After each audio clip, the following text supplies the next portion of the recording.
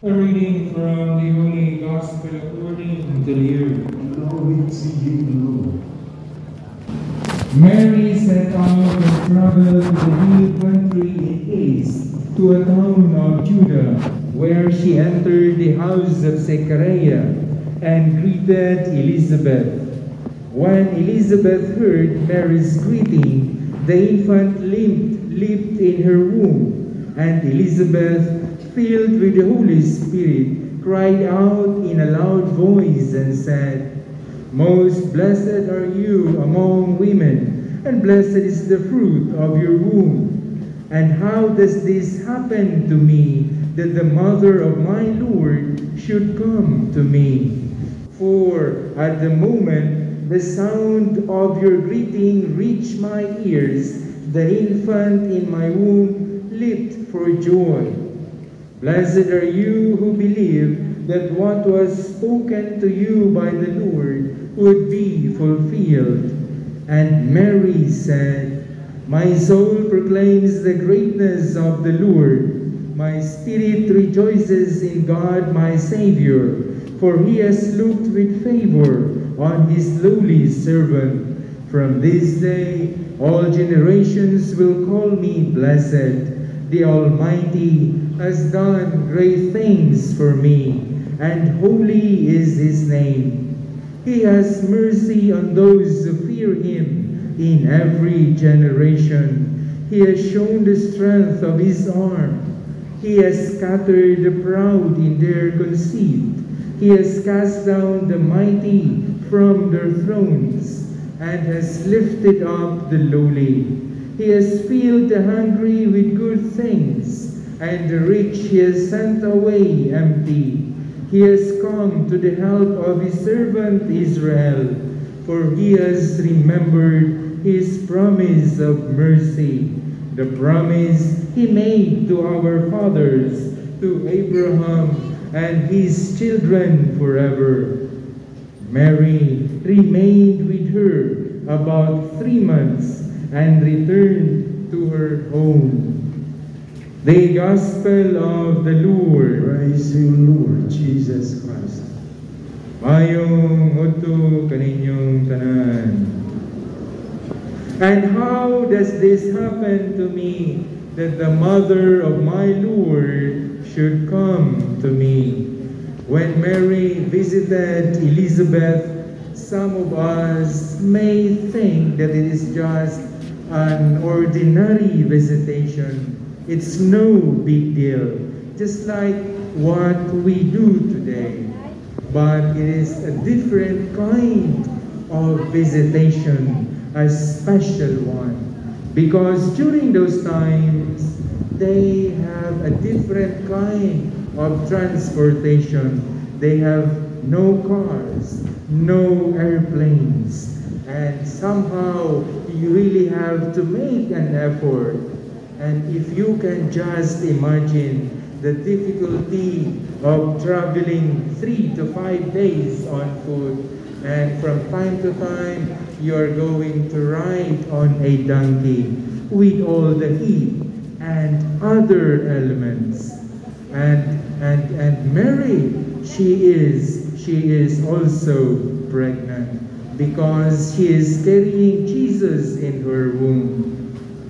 Mary visited Elizabeth because she wanted to help her. Mary or Elizabeth is already, her cousin Elizabeth is already in her old age, and she is also pregnant. In her womb is John the Baptist. Mary's desire to help her cousin was so great because she has Christ in her. And this is what we do when we have Christ in our hearts. When we have the Lord in us, we think of the good of others. What we want or our own good takes a second preference. The good of others is first, My own good is second. And this is also what happened to the martyrs and all the saints who are now in the company of our Lord. They gave up their lives for the sake of others. They knew that they can be killed and lose their lives if they continue preaching Christ. And yet they did not stop because they wanted others that they might come to know our Lord Jesus Christ and at the same time receive His salvation. My dear friends, when we have Christ in us, of course, not in our womb, because it is only a privilege given to our Blessed Mother, Christ being in her womb. But Christ being in our hearts and in our minds, then the desire to help others will always be there. It is because Christ our Lord, He is meant to be shared. He is meant to be known by others in the manner we live our lives, and in the manner, in the way we speak, in whatever we do in our lives. Christ must be known. He must be felt in us because He is how we are, because we are His disciples. And this is why also the church, our church, welcomes everyone. And it is a house. It is a house for both the sinners and saints alike. And also we have to understand that since Mary is carrying Jesus in her womb, it means also that God is visiting His people. God is visiting us. But the only thing is that many of His own people did not recognize the time of His visitation. God's coming to us, God's visiting us is a great gift. It means that He wants to share His own life with us. He wants to dwell in our midst. Scriptures tells us that God called us out of darkness into His wonderful light. Once we